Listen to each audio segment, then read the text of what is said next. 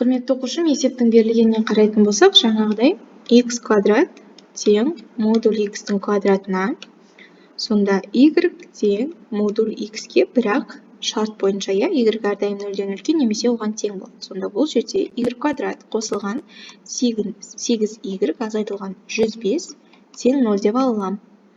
Бұл жерде a тең 1-ге, b тең 8-ге, ал c тең минус 105-ге.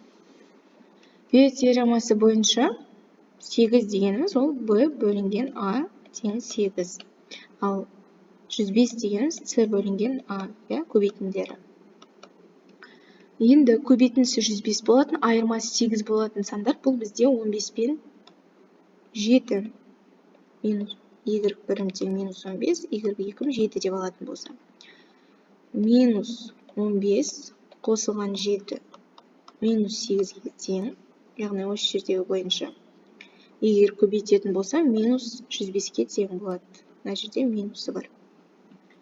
Енді шарт бойынша егер әрдайым 0-ден үлкен немесе тең, сонда мына жердегі минус 15-ті жауапқа кіргізе алмаймыз. Сонда модуль x тең 7 деп алатын болсам, x1 7-ге, ал x2 минус 7-ге тең болады. Демек есептің жауабы нұсқасына сәйкес.